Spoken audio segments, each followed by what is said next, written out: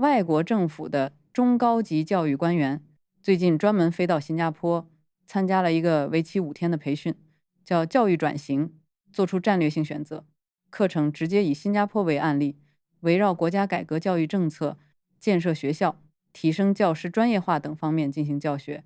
没错，参加者不是普通学生，而是各国政府提名的政策制定者。这个培训是新加坡合作计划的一部分，计划则是从1990年代就开始，向其他国家分享新加坡的发展经验，至今已有超过16万名官员参与过。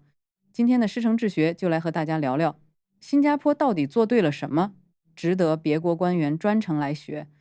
我们先看一个最容易被忽略的事实，这不是几批官员来参访那么简单。新加坡合作计划自1992年开始运作，覆盖180多个国家和地区。这个规模说明一件事：新加坡早就把培训别国官员当成长期国家工程，而不是礼节性外交。教育只是其中一个高价值板块。那为什么是新加坡？答案分2层。第一层很直接，它有结果。新加坡学生在国际评估中长期表现强，这给了他最基本的信誉。没有硬成绩，谁都不会认真听你讲改革。第2层才是关键。新加坡不是只展示结果，它还能把结果背后的过程拆给你看。很多国家教育改革失败，不是因为没有理想，而是因为政策从纸面走不到教室。通常是说得很漂亮，但到了校长层面变形，到了教师层面失真，最后学生只剩下被动承受。所以新加坡厉害的地方是它能把教育拆成一整套治理模块，政策怎么设计，教师怎么训练，课程怎么更新，考试怎么校准，学校领导怎么执行。你会发现这不是教书经验，而是治理经验。这也是 NIE International 存在的意义。它依托 NIE 超过50年的教师教育与研究积累，不只是输出一套课堂技巧，更是提供教师培训、课程改革、评估设计等更完整的咨询服务。新加坡卖的不是一本教材，不是一位名师，它卖的是一套经过本国验证，还能被他国学习改造的教育操作系统。对很多发展中国家、转型国家来说，这种系统特别有吸引力。因为教育改革最贵的不是花钱，而是试错。一个国家如果在课程、考试、教师体系上连续试错10年，损失的是整整一代孩子。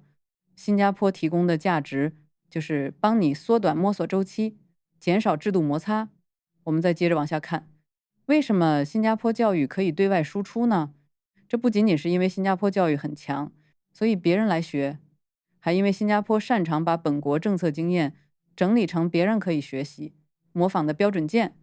新加坡的教育不是唯一案例，祖屋经验、城市治理、公共行政培训，这些年都在不同程度对外分享，说明这不是某个部门的偶然发挥，而是一种国家能力，把复杂、依赖本地条件的治理经验，尽量翻译成别人也能理解和应用的知识产品。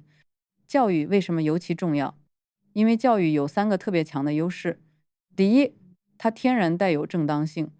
你去输出军事经验，别人会警惕；你去输出教育改革、教师培训，阻力就小得多。第二，它影响周期长。今天培训的是中高级官员，明天改的是课程，后天变的是教师评价，再往后影响的是整代学生。第三，它连接国家竞争力。教育不是孤立部门，它牵动劳动力质量、社会流动、产业升级、创新能力，甚至国家认同。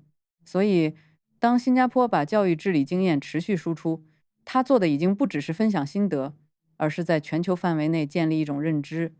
如果你想做教育转型，新加坡是一套可靠参照。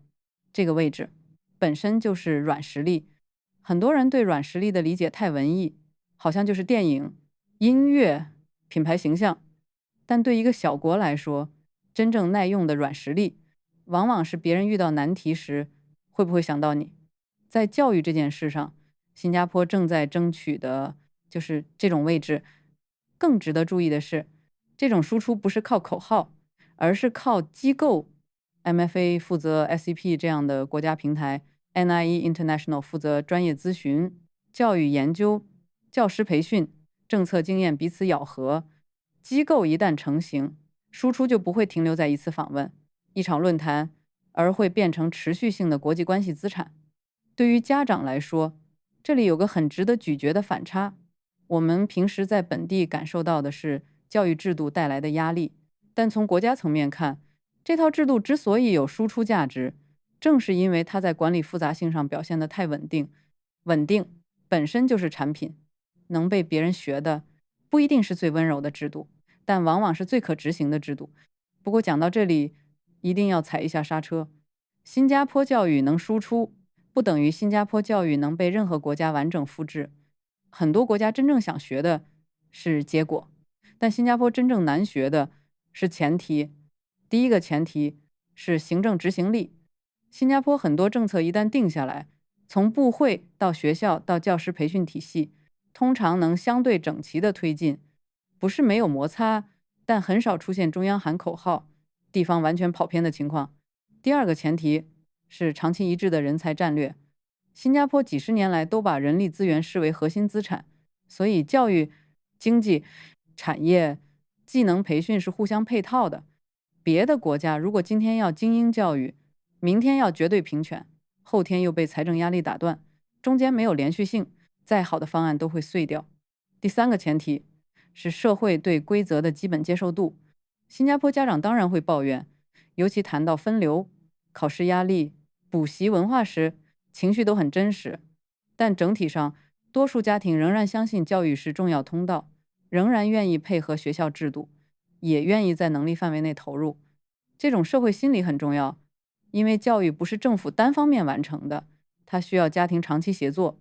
为什么有些国家学新加坡，最后只学到更重的考试、更大的焦虑，却没有学到更好的结果？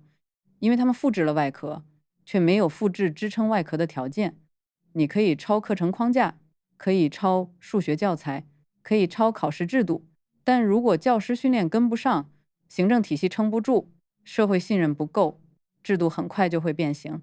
所以，对新加坡最成熟的理解，不是神化它，也不是情绪化的否定它，而是看清楚，它确实有值得别人学的地方，但它之所以能成立，是因为背后有一整套国家能力在托底。现在的新加坡已经不只是在经营自己的学校系统，而是在尝试把教育治理经验变成一种国际影响力。对外，这是软实力；对内，这是国家把未来压在人身上的方式。作为家长，我们当然会先关心孩子成绩、学校选择、升学路径，但如果只停在这里，你看到的只是表面，更深的一层是这个国家如何通过教育分配机会、塑造人才、维持竞争力，甚至把这套能力卖给世界。如果你喜欢这种从教育看到国家走势的内容，欢迎订阅频道，打开小铃铛。我们下期见。